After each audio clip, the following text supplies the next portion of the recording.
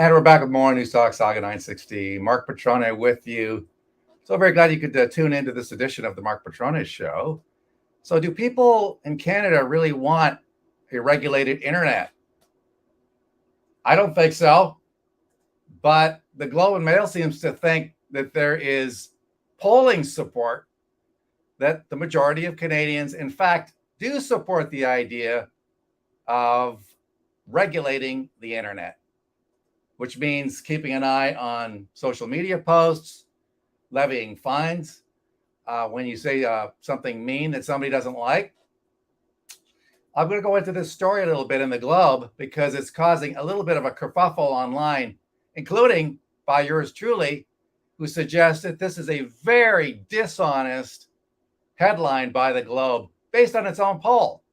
But I'm going to read you part of the story here. The federal government's broad push to regulate the internet has the support of the majority of Canadians, according to a new survey, even though the details of Ottawa's plans are generating strong pushback from policy experts.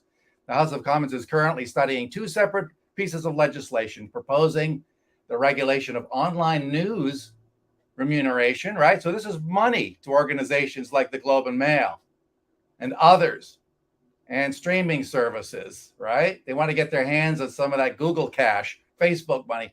It is also in the process of drafting a third bill that will aim to combat various online abuses. So if you say something mean, somebody doesn't like it, well, guess what? You could be subject to a fine. All right, so here we get to the nugget of the poll. The Nanos research poll commissioned by the Globe and Mail found that 55% of Canadians support or somewhat support greater government regulation of the internet, while 37% oppose or somewhat oppose such regulation, and 8% say they are unsure. What it suggests, according to the folks at the Globe and Mail, is that there is room here for the government to move forward on this. But still, many still think that the government has to be careful because there still remains a significant portion of Canadians, and although not a majority, that would not want to see greater internet regulation. Well, why don't we dig into the actual poll? That's kind of what I want to do here. I want to spend some time looking at what Nanos actually found. How much of this was designed to get a headline, right? I have mentioned it in the past that to me, when you start talking about somewhat supporting it and somewhat not supporting it, I think you open up a can of worms that really allows a convoy truck to go through it. It allows you to fudge the results if you were so inclined to do so. I'm not accusing anybody of it, but I am saying that it's allowing some people to interpret the numbers in a way that perhaps they don't deserve to be interpreted that way. I mean, I looked at the numbers, and I'm going to bring them up in a minute because they show a very different story. If you dig in, follow the links, go to the actual Nanos poll, and find out what the numbers really were, and then compare that with the headline that we saw from the Globe and Mail, right? Remember, this is their poll, all right? So here we are. So let's look at, once you go into the PowerPoint presentation, support for greater regulation of the internet by the federal government. Whoa, doesn't look nearly as categorical, does it? Doesn't look nearly as strong as the Globe and Mail seems to suggest it is in favor of more internet.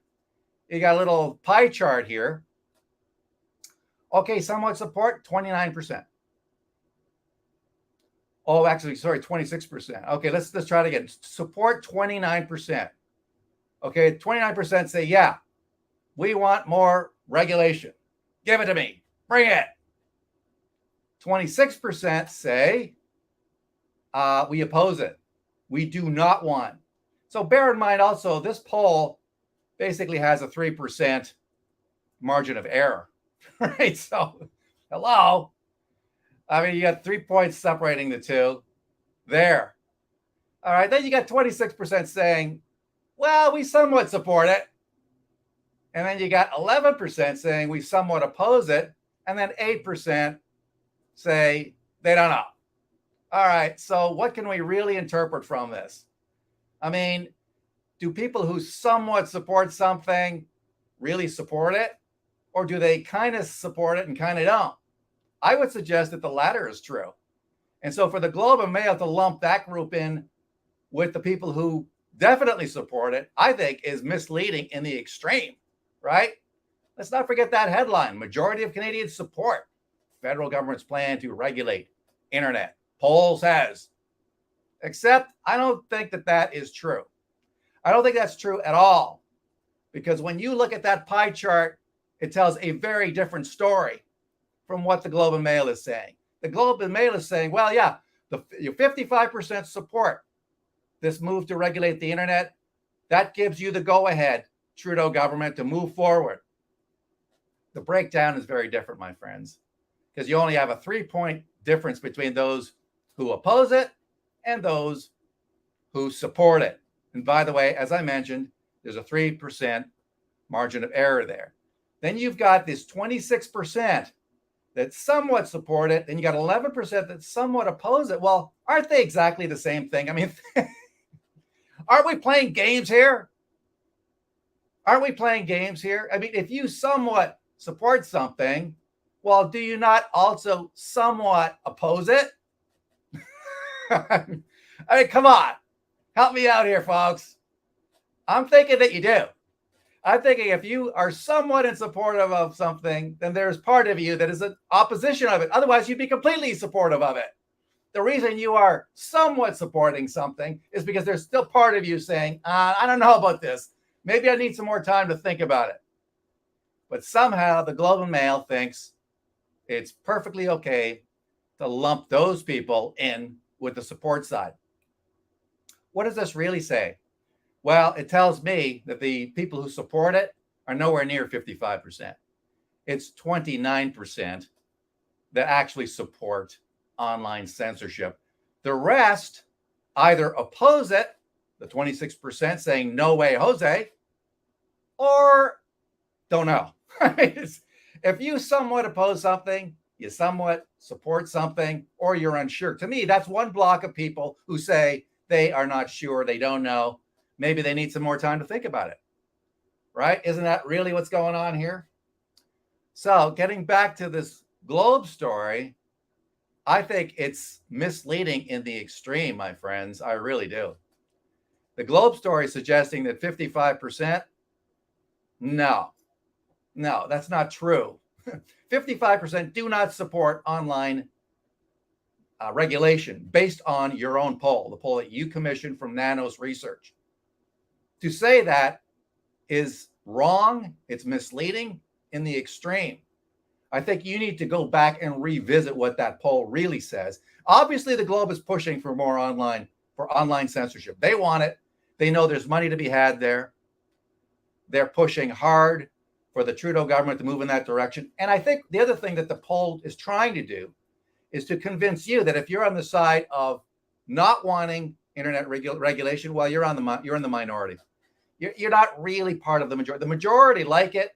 If you're not on side, well, you're just offside with what the people of Canada, the majority of people of Canada want.